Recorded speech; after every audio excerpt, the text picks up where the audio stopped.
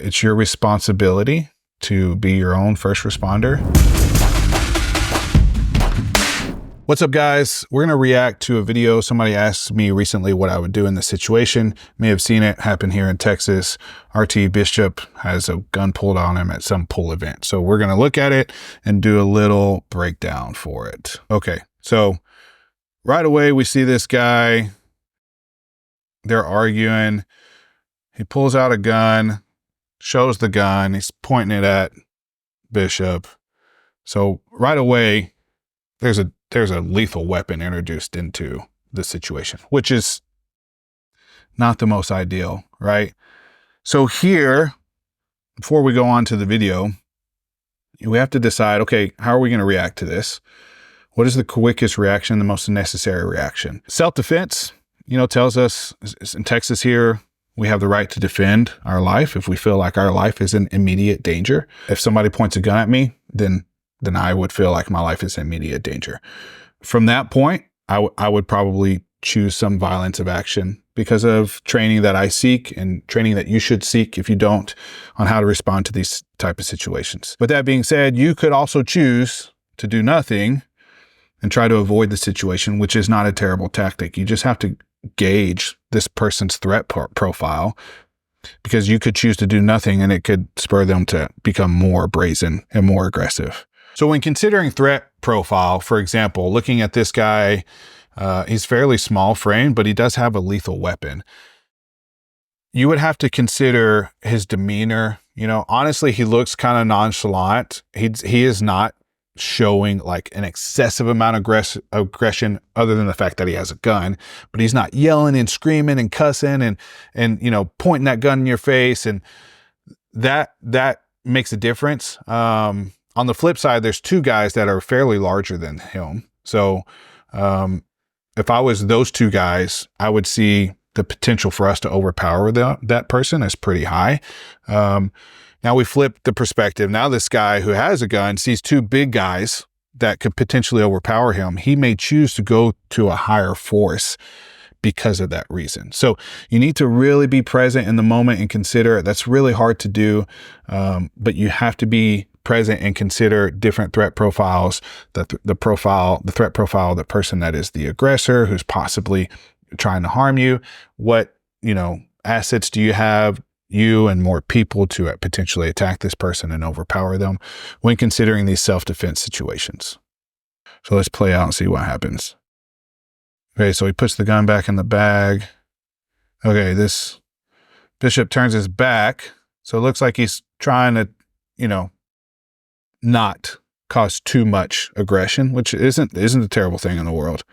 I don't know about turning your back to somebody who has a gun. That's probably not something that I would choose to do. But at the same time, I'm not knocking him for not elevating or escalating the problem. Well, he kind of gets back in the guy's face. Guy shoves him off, has the gun in, I don't know if it's a jacket or a bag. So they go to get back in the pool. So it looks like they're trying to avoid the situation, but the aggressor is following them and still, showing that aggression. He has the gun like in his jacket, and he's still kind of got it directed at them. So I would still feel like my life is potentially in danger here. So I don't know about turning your back, walking away from somebody who has a gun. At the same time, if you don't have, training on how to deal with that, it's probably the best decision to make. Let's see what happens here. This guy steps into the pool. Oh, he puts the gun down. Okay.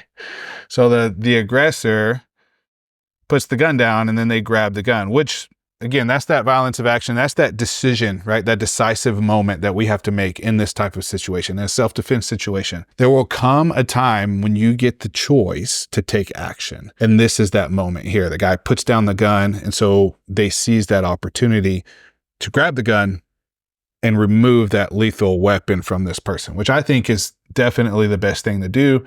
We talk about in these type of trauma responses, there will always be a decisive moment where you have to choose an action to take. And usually the best action to take is one of self-defense. I am by no means saying that if you're being mugged that you shouldn't cooperate and give the person your money. With that being said, there are some situations where self-defense, if you're trained to do so, again, and if you're not, then go seek that training, is going to actually be more likely to save your life. So again, an active shooter type situation, something like somebody there is actually trying to harm you, your best action there is to fight back. That's what they're doing here. They're taking possession of the weapon, and now it looks like they're going to start fighting this guy. They drag him into the pool. Got his head under the water. I'm surprised they don't drown this guy. All right, now there's some fighting going on. Again, this is my perspective. Somebody who has taught self-defense for a long time, somebody who's a firearms instructor, somebody who's a black belt in jiu-jitsu. I do a lot of training. I would never knock anybody for not taking action. I would never knock anybody for taking action. That's a personal decision that you have to make in that situation. If somebody poses a threat to me, if they threaten my life, then my decision is probably going to be to take action. With that being said, I could see scenarios where somebody is trying to mug you or rob you, and you might feel like the best thing to do is just to comply. At the end of the day, it's your decision because it's your life that we're talking about here. Either way, make sure you go out and seek training.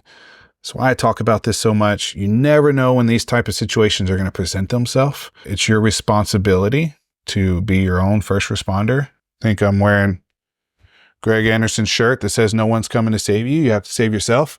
I come from law enforcement. There's reasons for people that are there to serve and protect you, but they can't be there in that moment. So be capable of protecting yourself, be capable of protecting your loved ones, and even potentially be capable of protecting innocent victims that people who are dangerous would like to prey on. Thanks for watching the video, guys. Please send any other videos like this you would like me to break down. Comment any other content you would like me to cover in the future, and please subscribe to the channel so we can continue to grow and continue to bring you content. I'm Sean Kennard. Remember, violence is a virtue.